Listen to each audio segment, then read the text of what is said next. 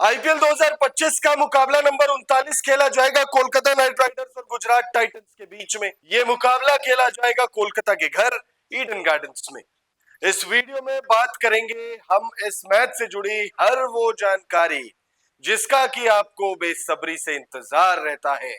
Pitch report बताएंगे आपको, बल्लेबाजों को ज्यादा मदद है या गेंदबाजों के लिए इस मैदान पर कुछ है। गेंदबाजों में तेज गेंदबाजी वाले डिपार्टमेंट के लोगों को फायदा है या फिर स्पिनर्स को इस मैदान पर कुछ मदद मिलेगी।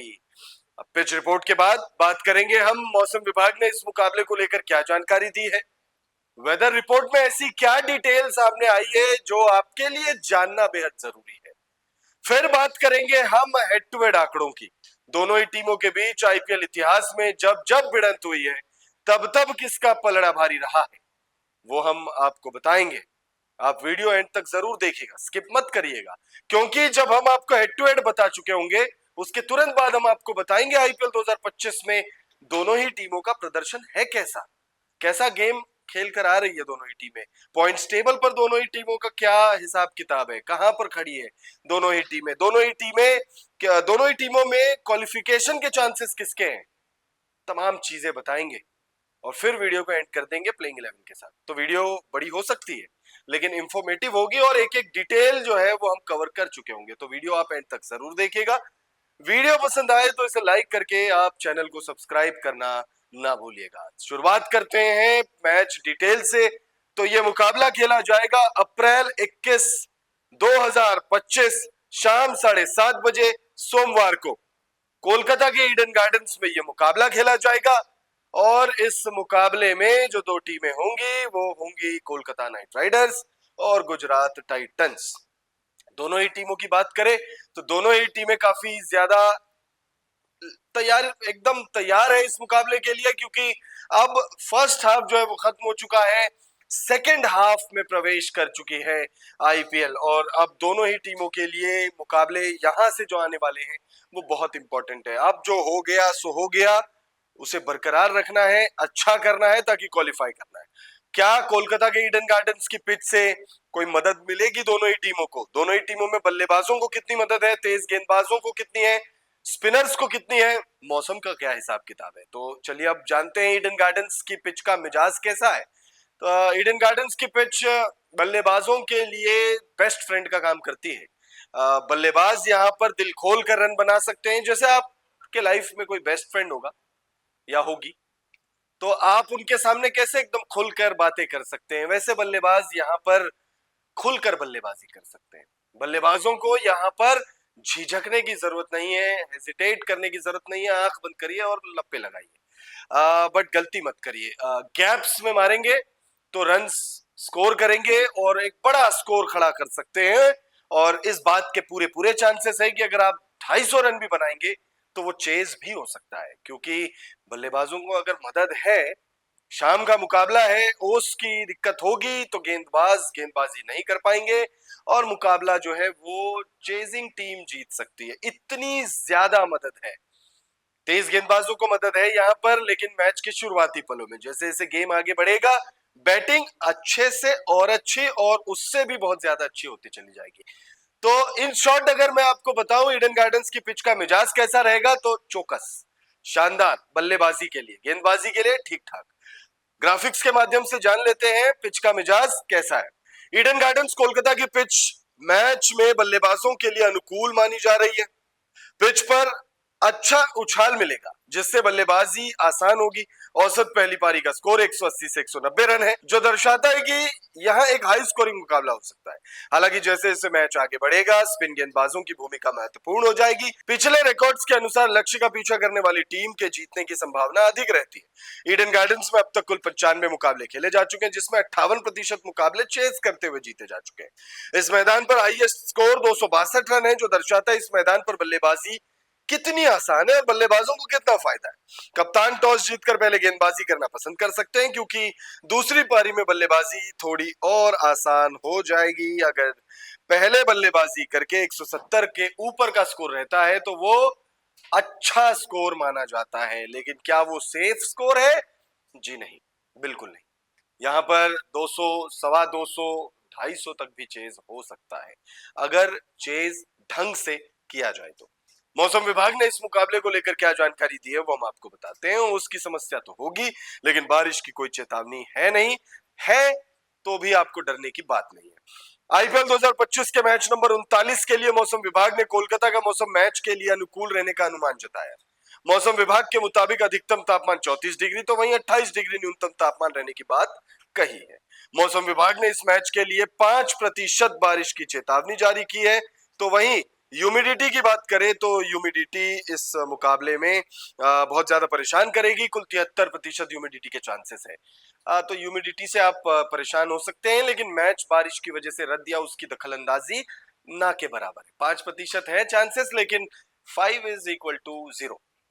अब बात करते हैं हेड टू हेड आंकड़ों की।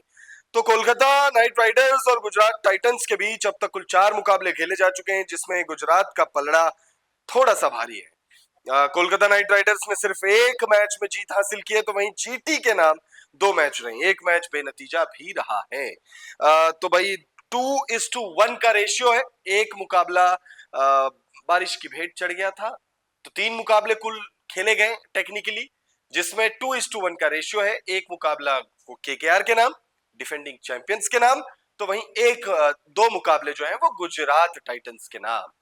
अब बात करते हैं दोनों ही टीमों का इस सीजन प्रदर्शन रहा कैसा है क्योंकि वो जानना बेहद जरूरी है। दोनों ही टीमों के प्रदर्शन पर अगर आप नजर डालेंगे तो एक अर्श पर है एक फर्श पर है, आप ऐसा कह सकते हैं। जब हम ये वीडियो रिकॉर्ड कर रहे हैं उस वक्त पॉइंट्स टेबल पर केकेआर 6ठे नंबर पर है।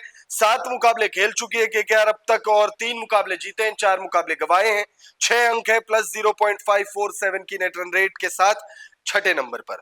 पहले नंबर पर है गुजरात टाइटंस। गुजरात वर्सेस दिल्ली का जो मैच खेला गया उस मुकाबले के खत्म होने के बाद हम ये वीडियो आप लोगों के लिए रिकॉर्ड कर रहे हैं। यानी कि जब आप ये वीडियो देखेंगे हो सकता है कि सिनेरियो थोड़े बदले बदले से भी नजर आए, बट हम आपको बता रहे हैं कि जीटी वर्सेस डीसी के बीच जो मैच खेला गया उस मैच के बाद हम आप लोगों के लिए वीडियो रिकॉर्ड कर रहे हैं। तो जीटी उस वक्त तक टॉप पर है, 7 मुकाबले खेले हैं, 5 मुकाबले जीते हैं, 2 मुकाबले गवा दिए, 10 अंक है प्लस 0.984 की नेट रन रेट है इस वक्त गुजरात की। अब दोनों ही टीमों के पिछले 5 मैचों के प्रदर्शन पर नजर डालें तो सबसे पहले हम बात करते हैं केकेआर की। तो केकेआर के लिए इस सीजन अभी तक जीत हार जीत हार जीत हार जीत हार, एक मैच जीतेंगे तो एक मैच हार जाएंगे, फिर उसका अगला जीत जाएंगे, फिर उसका अगला हार जाएंगे, फिर उसका अगला जीत जाएंगे, फिर उसका अगला हार जाएंगे और ये लूप में चल रहा है। क्योंकि जो लास्ट मैच केकेआर ने खेला वो 16 रनों से हारे, उससे पिछला मुकाबला सीएसके से जीते 8 विकेट से, उससे पिछला मुकाबला एलएसजी से हार गए 4 रनों से, उससे पिछला मुकाबला सनराइजर्स को 80 रनों से हरा दिया, उससे पिछले मुकाबले में मुंबई से 8 विकेट से हार गए, उससे पिछले मुकाबले में आरआर से जीते 8 विकेट से और पहले मुकाबले में यानी उससे पिछले मुकाबले में 7 विकेट से आरसीबी से हार गए। तो जीत हार से शुरू, जीत हार जीत हार जीत हार जीत हार, कुछ ऐसा ही सिनेरियो रहा है केकेआर का। अब बात करते हैं हम गुजरात टाइटंस का क्या सिनेरियो रहा है। गुजरात टाइटंस ने 7 में 5 मुकाबले जीते हैं।